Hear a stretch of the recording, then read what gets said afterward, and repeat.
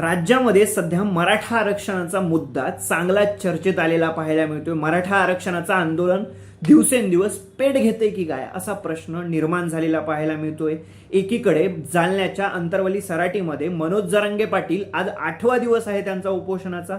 त्यांचं राज्य सरकारला म्हणणं आहे लवकरात लवकर आमचा मराठा आरक्षणाचा प्रश्न मार्गी लावा, मराठ्यांना सरसकट कुणबी प्रमाणपत्र द्या, नाही तर याचा परिणाम तुम्हाला भोगावा लागेल। मी आजपासून पाणी देखील बंद करणार आहे असा इशारा मनोज जरांगे पाटील यांनी सरकारला दिलेला पाहायला मिळते। मग सरकार यासाठी कामाला देखील लागलेलं आहे।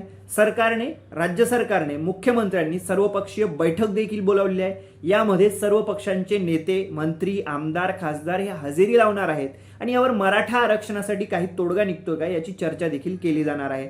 तर दुसरीकडे राज्यामध्ये कायदा आणि सुव्यवस्थेचा प्रश्न निर्माण होत आहे की काय असं देखील काहीसं चिन्ह निर्माण झालेलं पाहायला मिळते। ठिकठिकाणी रास्ता रोको होत आहे, ठिकठिकाणी जाळपोळीचे चिन्ह दिसत आहेत। जाळपोळीच्या घटनांमध्ये वाढ होत चाललेली आहे। गाड्यांची तोडफोड, एसटी बसेसची तोडफोड, दगडफेक या सगळ्या गोष्टींच्या घटनांमध्ये वाढ होत असल्यामुळे काही जिल्ह्यामध्ये संचारबंदी ही लागू करण्यात आली आहे। मग ही संचारबंदी नेमकी केव्हा लागू करता येते? मराठा आरक्षणाच्या मुद्द्यामध्ये ही संचारबंदी का लागू केली आहे? या संचारबंदी लागू करण्याचे आदेश कोणाला देता येतात, त्याचे अधिकार कोणाला आहेत आणि नेमकं या संचारबंदीमध्ये आपण काय करू शकतो आणि काय करू शकत नाही जाणून घेणार आहोत या व्हिडिओच्या माध्यमातून। नमस्कार, मी प्रथमेश आणि तुम्ही सर्वजण पाहत आहात नवराष्ट्र। मंडळी, मराठा आरक्षणाचा मुद्दा मागच्या काही दिवसांपासून वाढतच चाललाय। त्यामध्ये गुणरत्न सदावर्ते यांची गाडी फोडण्यात आल्यापासून ते आज सकाळी हसन मुश्रीफ मंत्री यांची गाडी फोडण्यापर्यंत हा घटनाक्रम दिवसेंदिवस उग्र स्वरूप, हिंसक स्वरूप धारण करतोय की काय असं प्रश्न प्रशासनाने निर्माण केलेला पाहायला मिळतोय। प्रशासनाला याची भीती वाटायला लागलेली आहे।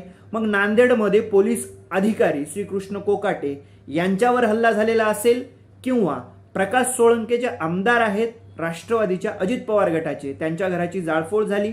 बीड जिल्ह्यातील माजलगाव शहरामध्ये, बीड शहरामध्येच जयदत्त क्षीरसागर, संदीप क्षीरसागर, काका पुतणे आणि राष्ट्रवादीचं कार्यालय याची देखील जाळपोळ झालेली पाहायला मिळते। याची देखील आग लावण्याचं काम काही लोकांनी केलेलं पाहायला मिळतं। ठिकठिकाणी रास्ता रोको करण्यात येत आहे। ठिकठिकाणी याचं स्वरूप जे आहे ते जाळपोळीमध्ये झालेलं पाहायला मिळते। यामुळे प्रशासनासमोर सरकारबरोबरच एक प्रश्न निर्माण झालाय, तो म्हणजे कायदा सुव्यवस्थेचा। म्हणूनच बीड जिल्हा, धाराशिव जिल्हा या दोन जिल्ह्यामध्ये संचारबंदीचे आदेश जारी करण्यात आलेले आहेत। तर जालना जिल्ह्यामध्ये, बीड जिल्ह्यामध्ये इंटरनेट बंदी देखील करण्यात आलेली आहे। संचारबंदी, इंटरनेट बंदी करण्याची वेळ मराठा आरक्षणाच्या प्रश्नामुळे प्रशासनासमोर आली।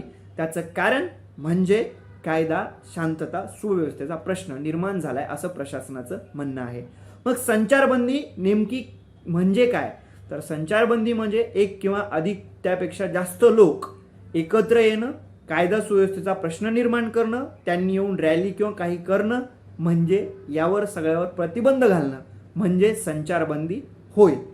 त्यानंतर ही संचारबंदी लावण्याचे अधिकार नेमके कोणाला आहेत? तर जिल्हाधिकारी, जिल्हा न्यायदंडाधिकारी आणि इतर कार्यकारी अधिकारी त्या क्षेत्रातले या सर्वांना संचारबंदी लागू करता येते। कलम 144 नुसार, कलम 144 लागू झाल्यानंतर ही संचारबंदी लागू झालेली पाहायला मिळते। म्हणजे मराठा आरक्षण असो किंवा इतर कुठला मुद्दा असो, यामुळे राज्यातील त्या जिल्ह्यातील त्या भागातील, क्षेत्रातील कायदा सुव्यवस्थेचा प्रश्न निर्माण होऊ नये, शांतता कायम राहावी यासाठी प्रशासनाला संचारबंदीचे आदेश द्यावे लागतात, संचारबंदी लागू करावी लागते असा त्याचा नियम आहे। मग संचारबंदीमध्ये काय करता येतं? तर संचारबंदीमध्ये अत्यावश्यक असणाऱ्या सेवा, पाणी पुरवठा, हॉस्पिटल्स, रुग्णालय, अग्निशमन दल, त्यानंतर रुग्णवाहिका या सगळ्या गोष्टी सुरू ठेवता येतात। याचबरोबर दूरध्वनीची जी सेवा आहे ती देखील सुरू राहते। प्रसार माध्यमांना देखील मुभा असते, प्रसार माध्यमं देखील त्यांचं काम करू शकतात।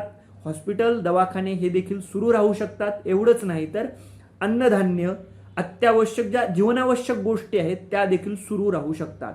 फक्त आणि फक्त कायदा सुव्यवस्था बिघडेल, एखादं आंदोलन, जाळपोळ या सगळ्या गोष्टी होऊ नये यासाठी ही संचारबंदी लागू करण्यात येत असते। जमावबंदी ही लागू करण्यात येते। जमावबंदी म्हणजे 5 पेक्षा अधिक लोक एकत्र येऊन कार्यक्रम घेणं किंवा एखादी गोष्ट करणं, प्रवास करणं म्हणजे ही झाली जमावबंदी। संचारबंदी, जमावबंदी, कलम 144 ह्या सगळ्या गोष्टी एकत्र केल्यानंतर कायदा सुव्यवस्था शांतता राहते असं प्रशासनाचं म्हणणं असतं. असे नियम आहेत, त्यामुळे ही संचारबंदी लागू करण्यात येते. आत्ता मराठा आरक्षणाच्या मुद्द्यावर ही प्रशासनाने ही संचारबंदी लागू केली आहे. त्याचं कारणही तसंच आहे. तुम्हाला काय वाटतं, मराठा आरक्षणाच्या मुद्द्यावरून बीड जिल्ह्यामध्ये, धाराशिव जिल्ह्यामध्ये केलेली संचारबंदी चांगली आहे का, योग्य आहे का, ती कितपत योग्य आहे? नक्कीच कमेंट करून सांगा आणि अशाच प्रत्येक व्हिडिओसाठी पाहत राहा नवराष्ट्र.